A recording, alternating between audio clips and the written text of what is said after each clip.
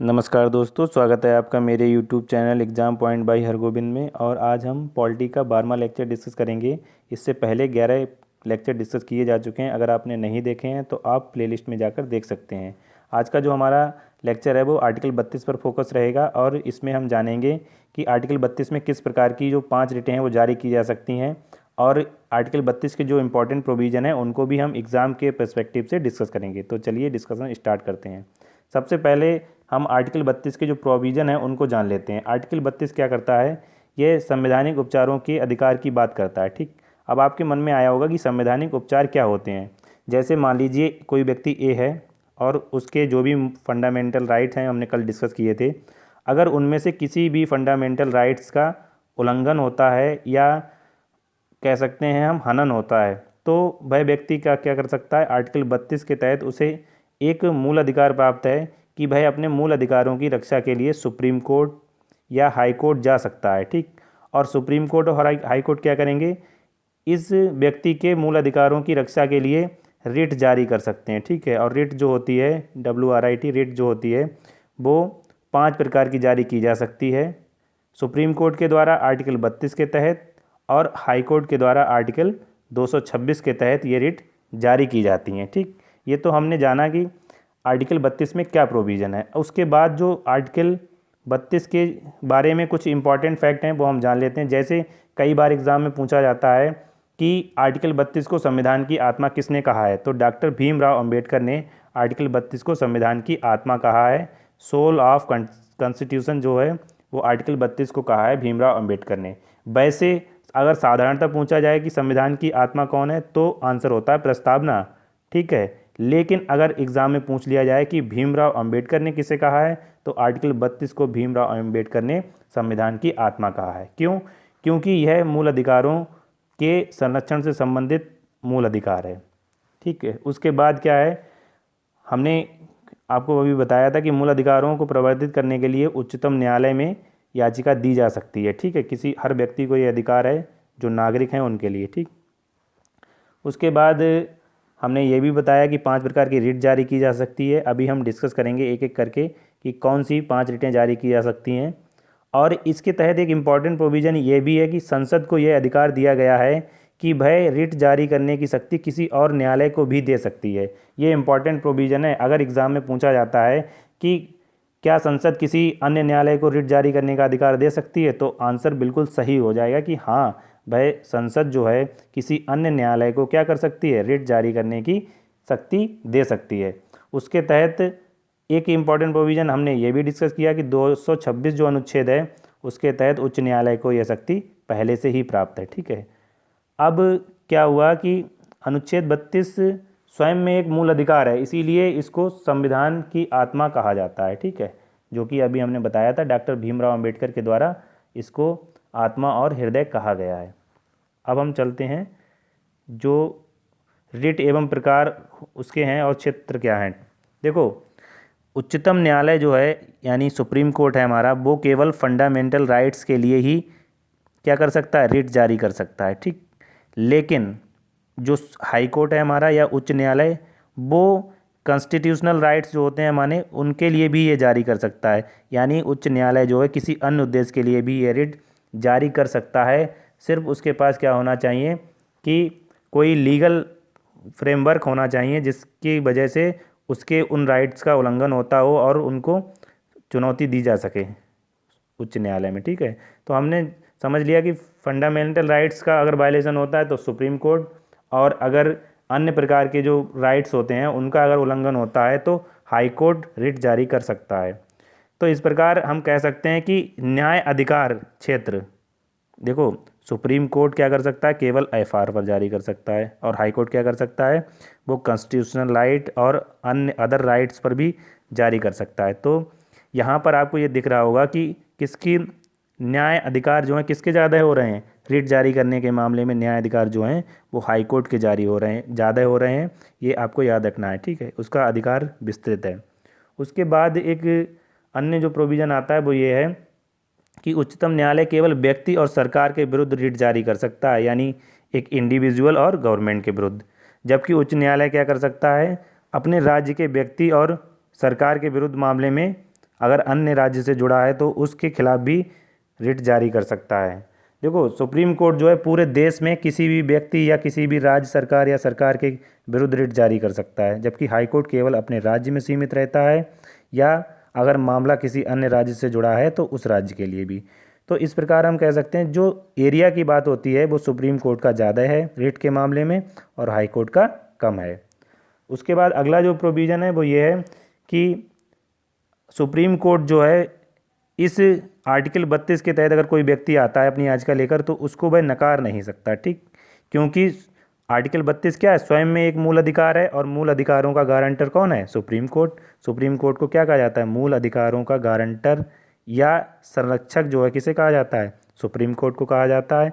इसलिए वह आर्टिकल 32 के तहत आए व्यक्ति को सुविधा प्रदान करने से नकार नहीं सकता, या कह सकते हैं हम कि उसको रिट जारी करने से नकार नहीं सकता। इसके अलावा क्या होता है, आर्टिकल जो 226 होता है उसमें हाई कोर्ट की बात की गई है, और हाई कोर्ट के लिए जो उपचार हैं वो कैसे हैं, विवेकानुसार हैं, यानी हाई कोर्ट अपनी मर्जी के अनुसार काम कर सकता है, इसलिए वह उन याचिकाओं को नकार सकता है जो कि उसके सम्मुख प्रस्तुत की गई हैं, ठीक। तो ये हमने जाना रिट के प्रकार एवं क्षेत्र किस प्रकार का था। अब हम जान लेते हैं जो 5 प्रकार की रिटें जारी की जाती हैं उनमें सबसे पहली है हमारी बंदी प्रत्यक्षीकरण। बंदी प्रत्यक्षीकरण का इंग्लिश में मीनिंग होता है हैबियस कॉर्पस, ये लैटिन भाषा से लिया गया है और इसका अर्थ होता है शरीर प्रस्तुत करना, यानी टू प्रेजेंट बॉडी, ठीक है। क्या होता है, टू प्रेजेंट बॉडी, बॉडी को प्रस्तुत किया जाए। तो यह जारी किसके लिए की जाती है, उस व्यक्ति के संबंध में न्यायालय में जारी की जाती है।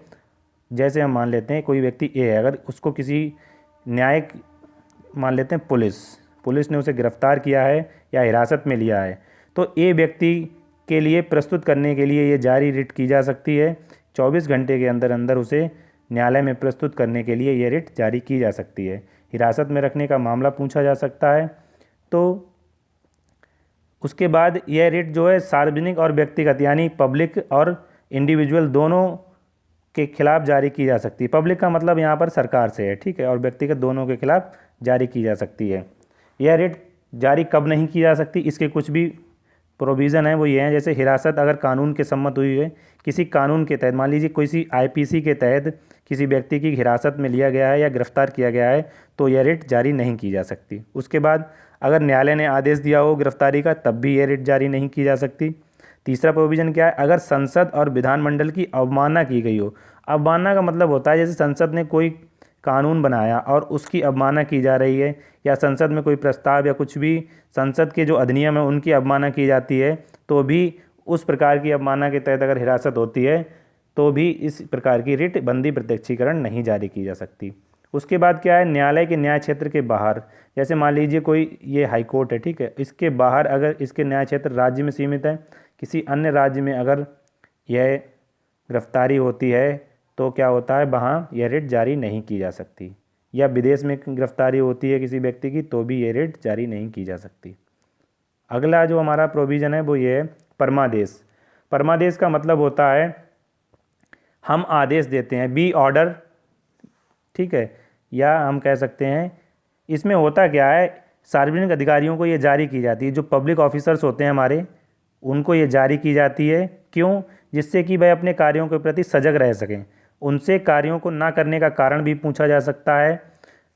तो इस प्रकार क्या होता है कि पब्लिक ऑफिसर जो हैं वो अपने कर्तव्य के प्रति सजग रहते हैं और एक्टिव रहते हैं। इसमें होता क्या है, कई बार क्या होता है इसे सार्वजनिक इकाई और अधीनस्थ न्यायालय सरकार के खिलाफ भी जारी किया जा सकता है। यह किन लोगों के प्रति जारी नहीं की जा सकती, प्राइवेट व्यक्तियों और यूनिट्स के खिलाफ ये जारी नहीं की जा सकती। जो गैर संवैधानिक निकाय हैं उनके विरुद्ध ये जारी नहीं की जा सकती। राष्ट्रपति और राज्यपाल, ये इंपॉर्टेंट है, राष्ट्रपति और राज्यपाल क्या हैं, इनके विरुद्ध परमादेश जारी नहीं किया जा सकता, कि उनके लिए आदेश जारी नहीं किया जा सकता न्यायालय के द्वारा उनके कार्यों के लिए, ठीक है। तो राष्ट्रपति और राज्यपाल इंपॉर्टेंट हैं, आपको याद रखना है कि राष्ट्रपति और राज्यपाल के विरुद्ध परमादेश जारी नहीं किया जा सकता। उसके बाद उच्च न्यायालय के न्यायाधीश के विरुद्ध भी ये जारी नहीं किया जा सकता, और सर्वोच्च न्यायालय के न्यायाधीशों के विरुद्ध भी ये परमादेश जारी नहीं किया जा सकता। उसके बाद अगला प्रोविज़न आता है हमारा प्रतिषेध का। प्रतिषेध का मतलब होता है रोकना या बैरियर लगाना, ठीक है। इसमें होता क्या है कि उच्च न्यायालय द्वारा अधीनस्थ न्यायालयों को यह जारी किया जाता है, जैसे सुप्रीम कोर्ट हाई कोर्ट को, और हाई कोर्ट डिस्ट्रिक्ट कोर्ट को यह जारी करता है। ये सीधे सक्रिय नहीं होता डायरेक्ट, और जो परमादेश की बात हमने की थी उसमें वो सीधे एक्टिव हो जाता है। यह सिर्फ न्यायिक और अर्ध न्यायिक निकायों के लिए जारी किया जा सकता है। अर्ध न्यायिक निकाय कौन से होते हैं? वे निकाय जिनको न्यायालय की तरह शक्ति प्राप्त होती है लेकिन वे न्यायालय नहीं होते हैं, तो वो कहलाते हैं अर्ध न्यायिक निकाय। जैसे इलेक्शन कमीशन ऑफ इंडिया जो है अर्ध न्यायिक निकाय है, ठीक है। तो यह सिर्फ न्यायिक या अर्ध न्यायिक निकायों के विरुद्ध जारी किए जा सकते हैं। इसमें होता क्या है कि कार्यों को करने से रोकने के लिए जारी किया जाता है। जैसे मान लीजिए कोई ये न्यायालय है डिस्ट्रिक्ट कोर्ट, इसके अधिकार से बाहर ये अगर जाकर काम करता है तो इसको रोकने के लिए प्रतिषेध जारी किया जा सकता है कि आपको यह कोई अधिकार नहीं है कि आप अपने न्याय क्षेत्र से बाहर जाकर काम करें। तो न्याय क्षेत्र से बाहर जाकर काम करने के लिए, रोकने के लिए यह जारी की जाती है प्रतिषेध। उसके बाद अगला नंबर आता है हमारा उत्प्रेषण का। उत्प्रेषण का मतलब क्या होता है? इसका अर्थ होता है प्रमाणित होना या सूचना देना। प्रमाणित होना का मतलब हम ये कह सकते हैं कि आपको एक सिंपल से आधार, जैसे होता क्या है, आप एक एग्जाम्पल से आसानी से समझ सकते हैं। जैसे मान लीजिए ये सुप्रीम कोर्ट है और ये हाई कोर्ट है और ये डिस्ट्रिक्ट कोर्ट है। डिस्ट्रिक्ट कोर्ट में अगर बहुत सारे मामले लंबित हैं तो हाई कोर्ट क्या करता है? उत्प्रेषण रिट जारी कर उन मामलों को अपने पास बुला सकता है, ठीक। और इसी प्रकार सुप्रीम कोर्ट हाई कोर्ट से इन मामलों को अपने पास बुला सकता है अगर मामलों की संख्या लंबित है और उन पर कार्रवाई करना अत्यंत आवश्यक है। तो इस प्रकार क्या होता है, इसमें लोअर कोर्ट से अपर कोर्ट की ओर उत्प्रेषण होता है, यानी अपबेलिंग हम कह सकते हैं। आपने अपबेलिंग शब्द सुना होगा, जिसको हिंदी में उत्प्रेषण कहते हैं। अपबेलिंग का मतलब होता है कि ऊपर की ओर उठना, ठीक है। तो उच्च न्यायालय अपने अधीनस्थ न्यायालयों को लंबित मामलों को स्थानांतरित करने के लिए यह रिट जारी करता है। उसके बाद अगला जो हमारा आखिरी जो रिट है वो ये है अधिकार परीक्षा। अधिकार परीक्षा क्या होता है? इसका अर्थ होता है कि आपको क्या अधिकार है, जिसको इंग्लिश में कहते हैं क्यू वारंटो। इसमें क्या होता है कि किसी भी पब्लिक ऑफिसर्स को पूछा जाता है कि आपको क्या अधिकार है कि आप इस कार्यालय में काम कर रहे हैं। जैसे मान लीजिए उसकी पोस्ट के बारे में, अगर कोई जूनियर जो है सीनियर की पोस्ट अपहेल्ड करने की कोशिश करता है तो उससे पूछा जाता है कि आपके पास क्या मतलब बैकग्राउंड है जो कि आप इस पोस्ट के लिए वो कर रहे हैं, मतलब कह सकते हैं कि आप दावा कर रहे हैं अपना। जैसे मान लीजिए एक ए है और एक बी, दोनों ऑफिसर्स हैं, ये बी जूनियर है और ए सीनियर है। अगर ए ऑफिस में प्रेजेंट नहीं है तो बी को ये अधिकार नहीं कि वह ए के काम करे। लेकिन क्या होता है, कभी कभी बी जो है ए की पोस्ट अपहेल्ड कर लेता है और कहता है कि वह ए की समान शक्ति रखता है। तो इस प्रकार के कार्यों पर रोकने के लिए यह रिट जारी की जाती है। यह केवल उन कर्मचारियों के विरुद्ध जारी की जा सकती है जो संवैधानिक निकाय से जुड़े हुए हों, ठीक है। तो इस प्रकार हमने जाना कि आर्टिकल 32 के तहत जो रिटें जारी की जाती हैं वो कौन कौन सी होती हैं। एक बार जल्दी से हम देख लेते हैं। सबसे पहली होती है हमारी बंदी प्रत्यक्षीकरण, उसके बाद होती है परमादेश, उसके बाद होती है प्रतिषेध, उसके बाद आता है नंबर उत्प्रेषण का, और फिर लास्ट में सबसे आता है अधिकार परीक्षा का। तो आज हमने आर्टिकल 32 को डिस्कस किया है, जो कि काफ़ी इंपॉर्टेंट आर्टिकल है एग्जाम से संबंधित। अगर आपको यह वीडियो अच्छी लगी हो तो लाइक, शेयर और कमेंट करें। इसी प्रकार हमारी पॉलिटी की सीरीज़ चलती रहेगी, और जब पॉलिटी की सीरीज़ पूरी हो जाएगी उसके बाद जीएस का कोई अन्य पोर्शन हम डिस्कस करेंगे। तो आज की वीडियो में इतना ही। Thank you for watching.